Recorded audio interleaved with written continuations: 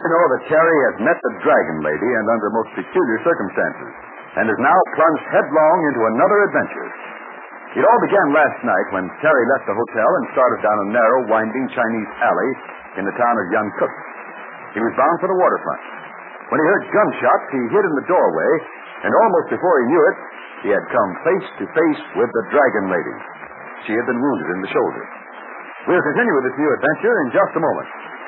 Terry and the Pirates is brought to you by the makers of Libby's Tomato Juice, one of Libby's 100 famous foods.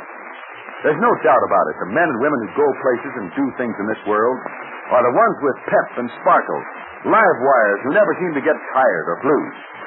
Now, one of the surest ways for you to get energy like that is to eat the right things that will really contribute, like Libby's Tomato Juice.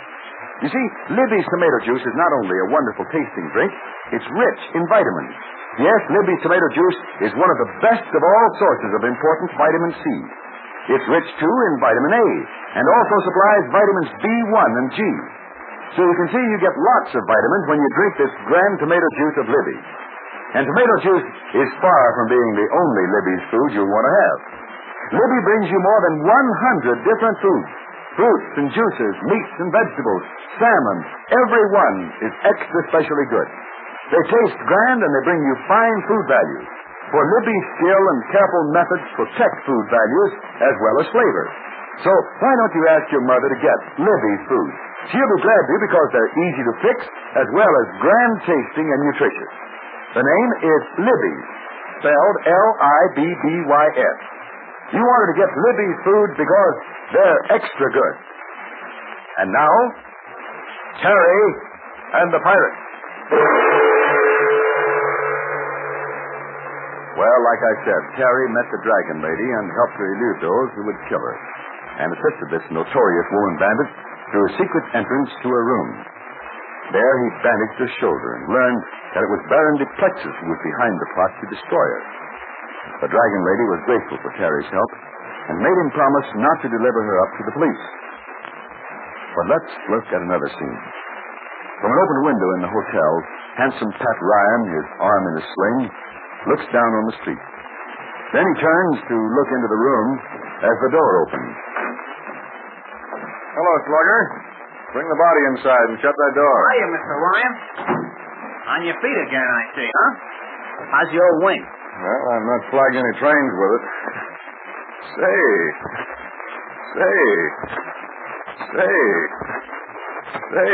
Get up. What's wrong with it? What are you going to do, get married? Say, this cutaway coat and black derby's a lot better than that sailor suit I was wearing. I can thank that English guy, the fellow with the double name. Oh, you mean Smythe Heatherstone? Yeah, that's the one. I told him I needed a new get-up, and he turned me over to his Chinese valet. Old Smythe said to help myself, I was to take the pick of his wardrobe. How do you like the shirt? Oh, it's beautiful. Beautiful. Looks like a section gang's tablecloth.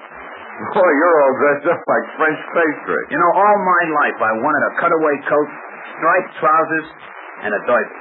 And I had to wait until I got to a one-horse town in China to wear them. Well, you take that black carbuncle off your head and sit down. I'm worried. Okay, buddy. Now then, what's on that thing you call your mind? Have you seen Terry? Yep. I just saw Curly Locks buzzing out through the main door of the lobby. Now listen, Slugger. Terry's up to something.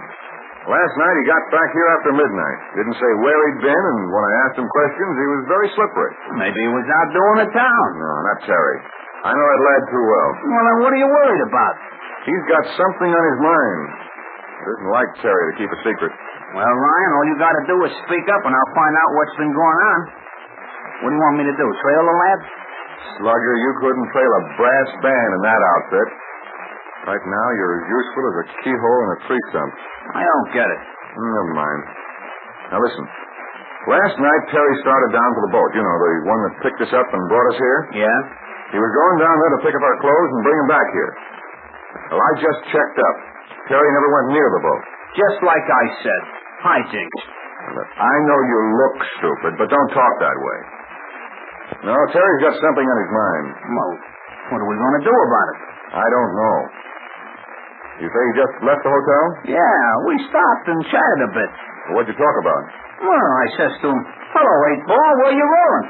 And Terry says he's going down to the corner and buy a few things at the grocery store. Why would he go to a grocery store? Maybe he wants to buy a suit of clothes like I'm wearing. Oh, don't be silly. In that case, he'd visit a drugstore. Listen, Mr. Ryan. Endurance has its boundary line. Okay, I'm sorry. You're the fashion plate of Yan Kuk, and at the end of the week, I'll give you a little gold star.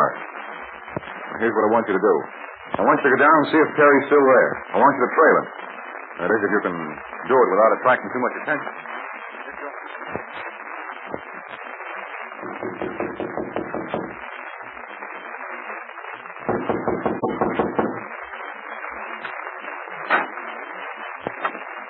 Yes. Come in, Terry Lee. Well, here I am again, just like I promised. Are you sure you were not followed? Not a bit of it. I turned more corners and you're finding a jigsaw puzzle. Don't worry about me. Now, look, I picked up a few things at a grocery store, but you'll have to make out a list after this. What are you looking at me like that for? Have you told your friend, Mr. Lyon, or anyone else about me? Look, I promised, didn't I? Of course, I did have a bit of trouble dodging Pat's questions last night and this morning, but he doesn't know a thing. It is well. Well, I've kept my part of the bargain. Now, what was it you were going to tell me? I have two interesting items for you, Terry Lee. First, I have information about Baron de Fleck. He is alive and hiding somewhere in this town. He was picked up out of the water, but how do you know? I, too, have ways of getting information. But how could you if you haven't been outside of these rooms since last night? As the Dragon Lady, I have not left these rooms. Do you think the woman Sanjak is the only one who can disguise herself? Oh, then you did go out of here. It is not important that we discuss the point. Oh, I think it is. I thought I was helping you because you couldn't leave this place, and now you tell me you've been outside. And what kind of a game are you playing? A very desperate game, Terry Lee. A game in which, if I lose, I will forfeit my life. All right, so you've been out around town. What's the next bit of interesting news? This fact you must not reveal to anyone. I am now a secret agent for the Chinese government. Well, how do I know? You will have to take my word. And I tell you this. Although we have been enemies, the word of the Dragon Lady is good. All right, I haven't much choice. How's the shoulder? I shall be quite well in a day or so, thank you. Well, then, I guess there's no place for me in this picture, so I may as well fade out. You gave me to understand you were not followed. Thank you, I could have been. Maybe somebody else. That is impossible. Nobody knows I am here but you. Quick, behind that curtain, in the other room. But you haven't had a word. I can still use a gun. I will hold it in the sleeve of my gown. Quick now.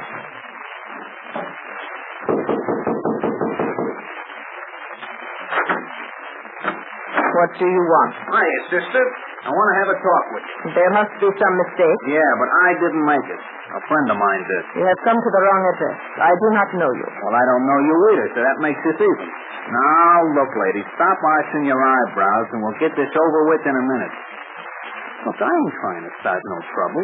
All I want is a little conversation, see? I don't know who you are. I advise you to leave immediately. Listen, sister, in this outfit, do I look like a copper? No. What do I look like? Never mind, don't tell me. I'll tell you. I look like a fella who's looking for another fella by the name of Terry Lee. Now, can I come in? Are you alone? I couldn't get my best friend to walk along the street with me in this outfit. Sure, I'm alone. You may come in. Now then. Hey, quite a nice layout you got here. Yeah, you're quite a handsome-looking gal. You didn't have that arm in a sling. I see you've been to the grocery store. Nothing like doing your shopping early. Under other circumstances, you wouldn't have lived as long as this. However, I begin to understand. Terry Lee, come here.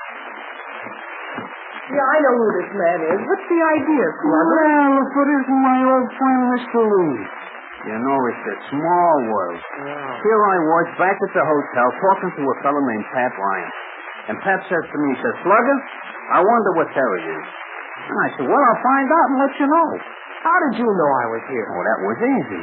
I just said to myself, Now, if I was Terry and I was buying stuff at a grocery store, where would I deliver it? So, here I am. Gosh, I'm sorry. I was sure nobody followed me. You make it very difficult. I am under an obligation to you, of course. But now this man has come here. Oh, he's not going to cause you any trouble. You can be sure of that. Look, lady, I don't know who you are, and I ain't nosy, see? I was just doing Pat Ryan a favor. He was worried about Terry, and he wanted to know what he was up to. Look here, Slugger. I promised the Dragon Lady that I wouldn't say anything You mean to say... Is this thing... Hey, wait a minute. The Dragon Lady? Well, get hold of yourself, Slugger. There's nothing to be scared about. I've heard about the Dragon Lady. I believe your former boss, Baron Detective, has spoken to you about me. Yeah. And the Baron was scared stiff every time he mentioned your name. And he has good reasons for this. Now, look, lady, you can't blame anything on me, you know. I didn't know anything about your setup with the Plexus. He'll tell you so himself if he ain't dead. Maybe I'd better tell the Dragon Lady who you are, Slugger. You see, Slugger Dunn was hired by the Baron, but he didn't know that the Baron was working for you. No, look, now, I'm as innocent as a new-laid egg, lady. I'm just a babe in arms. Well, I ain't no international crook. I don't know nothing about smuggling airplanes or stealing gold. I'm just a nice, quiet hoodlum. I wouldn't hurt a fly. It appears you have deserted the Baron. Is that true? Well, with one thing and another, a fellow's got to look out for himself. You see what I mean? I don't want to waste too much time with you. You don't look very intelligent. You can blame that on this outfit I'm wearing. Just because I'm showing my ears. Don't that prove I can listen to reason? That doesn't make sense, Slugger. I know, but I just can't stand here and say nothing. Then I would look dumb. There's a simple way to get rid of you, Mr. Oh, you don't have to worry about... Hey, now, look, don't you want to shoot Listen, lady, I didn't know who you was. I ain't looking for no trouble. I should say not. Well, I have only myself to blame. Myself and bad luck. Terry Lee, you and this man will return to the hotel. Tonight, I shall visit you at your rooms. I will talk to Mr. Ryan, but let me warn you. I'm gambling with my life, and I will tolerate no more curious people. Now take this man and get out. Well, even though Slugger Dunn was dressed up as gay as a butterfly, he was still able to trail Terry to the Dragon Lady's secret rooms. But what will be the outcome of her meeting with Pat Ryan? I wonder if she really is working for the Chinese government. There's something else, too, that I'll tell you about in just a moment. A few minutes ago, I was telling you about Libby's tomato juice, how rich it is in vitamins, how wonderful it tastes. But I didn't tell you this. I didn't say why Libby's is so super delicious. Well, the chief reason is that Libby uses prize tomatoes. Yes, sir. Prize tomatoes picked red right. Do try Libby's tomato juice. You'll sure go for that prize tomato flavor. Remember, when you buy United States defense bonds and stamps, you're buying a share in America. You know, the thing I'm worried about is the Dragon Lady's remark about Baron Plexus. If he's still alive and in this Chinese town of Yankuk, that's going to mean trouble. He's bound to try to get revenge on the Baron, and that may affect Terry and his friends. So let's find out what happens in next Monday's transcribed adventure. It's sure to be the start of a week of thrills.